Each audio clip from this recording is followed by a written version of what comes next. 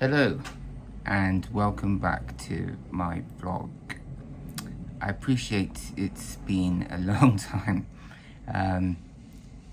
6 weeks, 2 months maybe, but yes, it's been a long time since I published my most recent video, and thanks to all you out there who are watching now, who've persevered and stuck with me. My most recent video dealt with the fact that I was going to undergo chemotherapy, and I've been through a lot, to say the least, since then. I've had 2 sessions of chemotherapy, and they've both been unique experiences. So what is chemotherapy?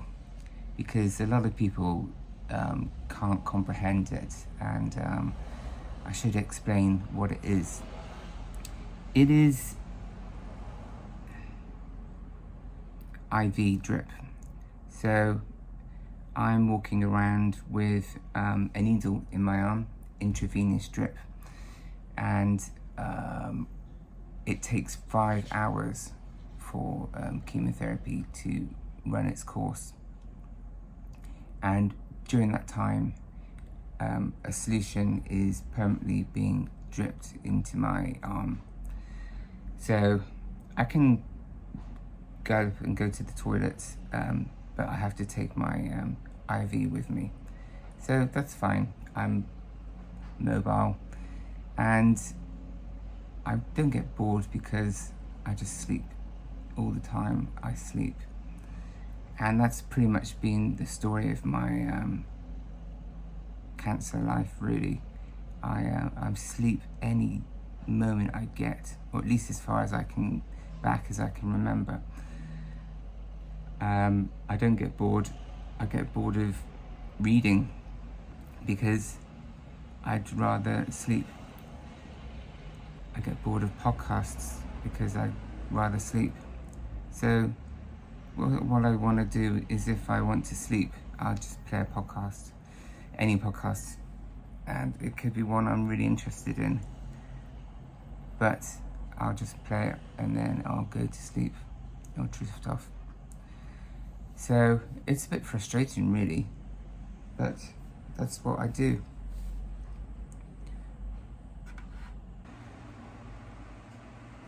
Day 1 of my treatment, I woke up and I was cured, and it felt great.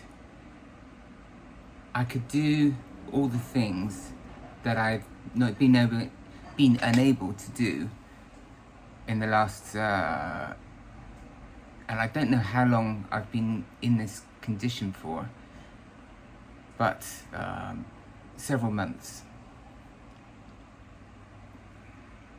I was then able to bend over, touch my knees, put my socks on. I was then able to do all these sorts of things, and it's crazy how you acclimatize to that sort of situation.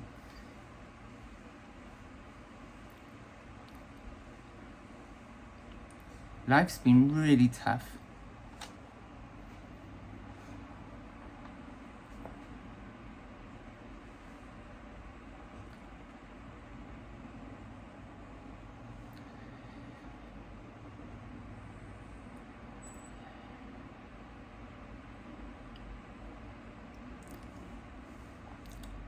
These are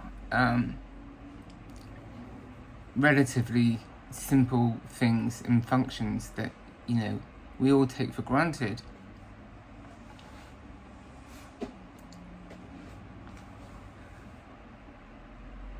But every morning I take about 2 minutes to put my socks on. So you can imagine how overjoyed I was to be cured from this by chemo. I was practically doing cartwheels down in the upstairs bedroom. Of course, I didn't take it for granted, and that was a wise move because it didn't last long. It lasted until the successive day, and then went back to normal life of various pains, new pains, revised pains, but I like to say that my first week was a good feeling.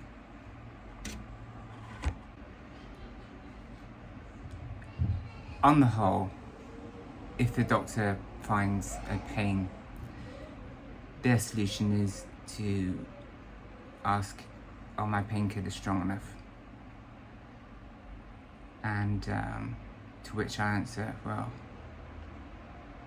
how far can you go? I was initially on 6 milligrams of morphine, went to 8, I'm on 10 now.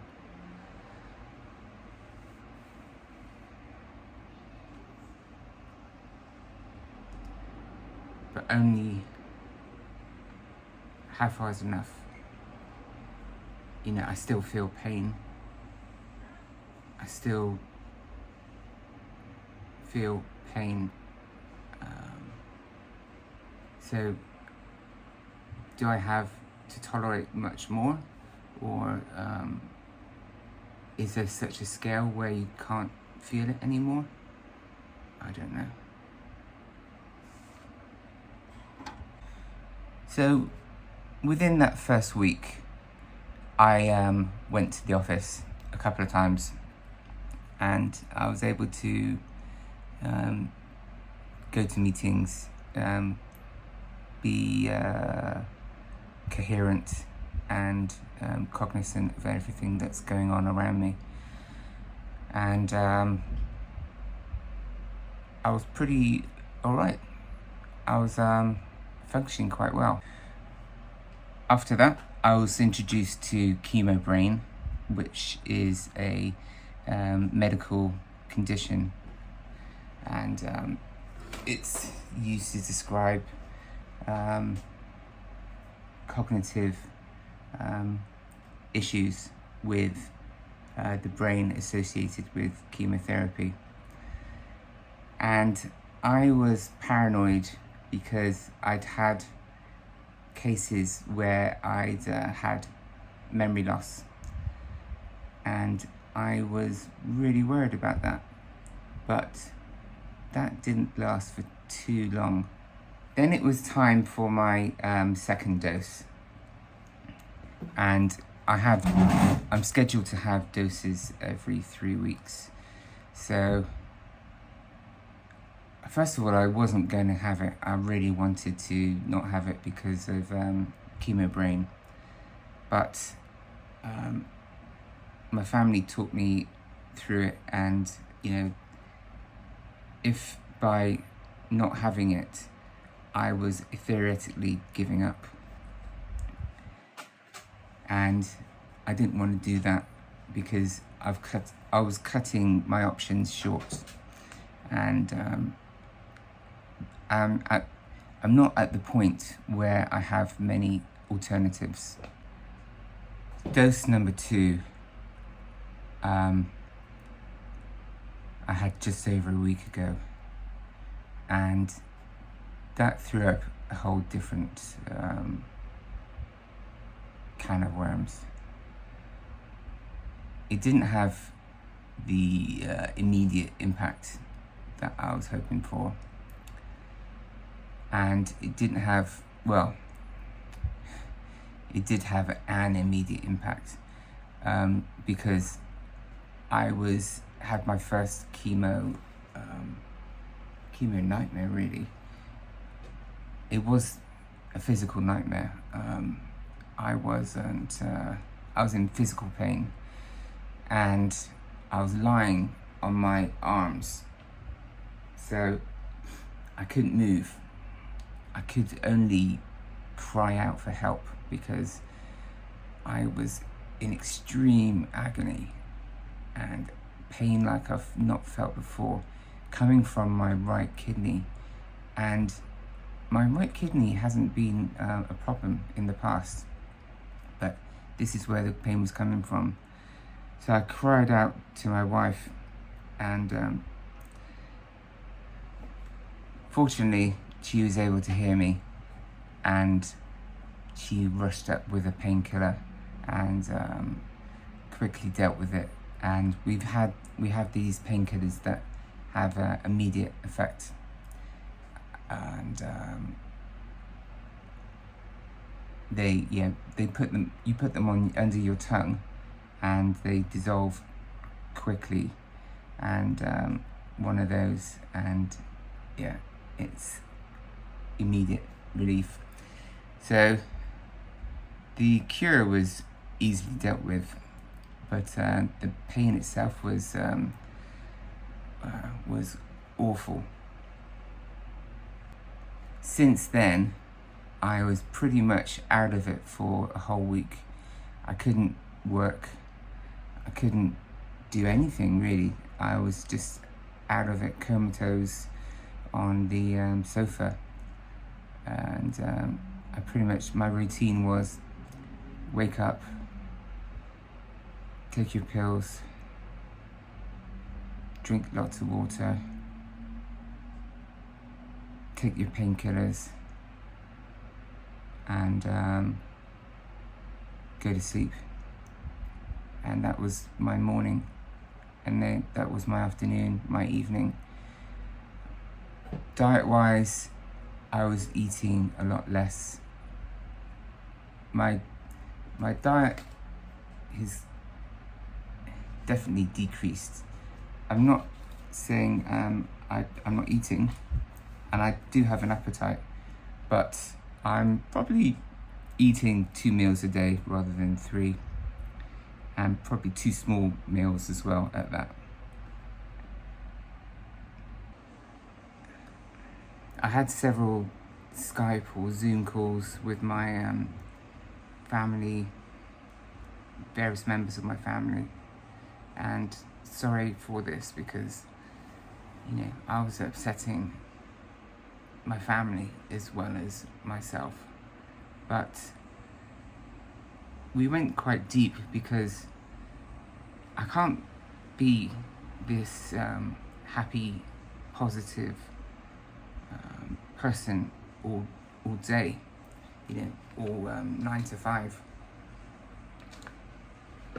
I went on a path some days of being depressed and wondering if it's all worth it, because, and I beg the question,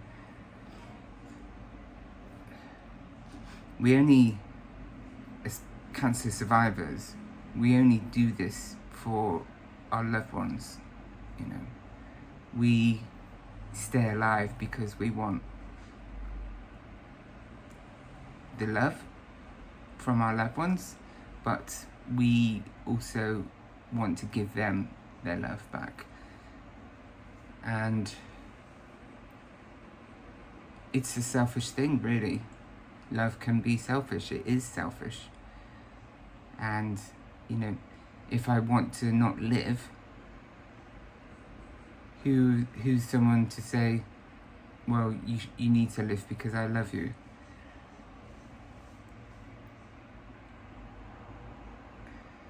Out of the pain that I have to suffer or go through, and the uncomfortableness, and the indignity,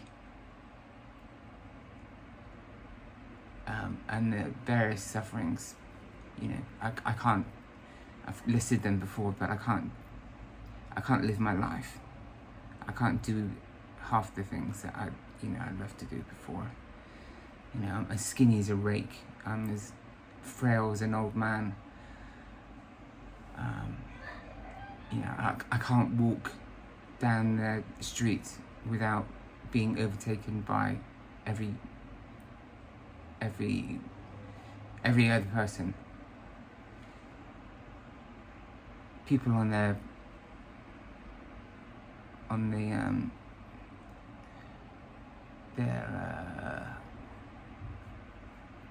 disabled vehicles will overtake me because I'm walking at a snail's pace. And that's pretty heart-wrenching, and the indignity that you get from that as well, in suffering. Is it indignity or is it in suffering? I don't know. Fucking hell. I'm gonna have to edit this again.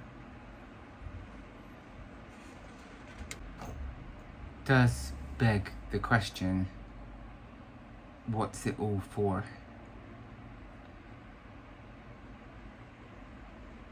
I'm constantly reminded that I have a wonderful family, 2 young kids, a wonderful wife, wonderful sister, nephew, parents, cousins. I have a really close family.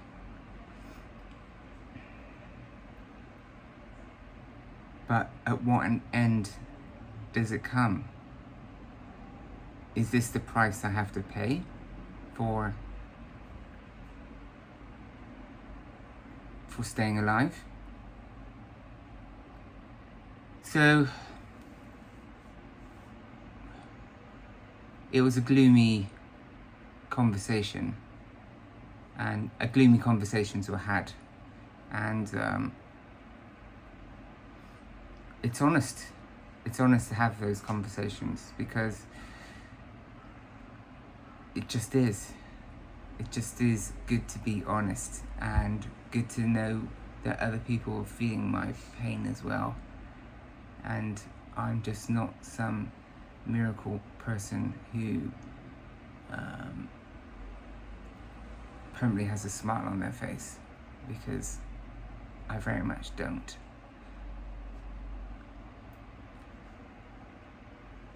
If you'd ask me now, what would I rather do? Would I take this extra 2 years? Definitely, yes. Do I want to take the next 2 years? I really don't know. I've tied up my loose ends with my will. I've rearranged all the financial objectives that I wanted to do, so I'm financially secure. The family will be secure.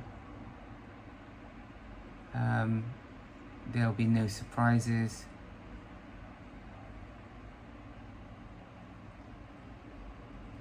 It's just a question of waiting, isn't it?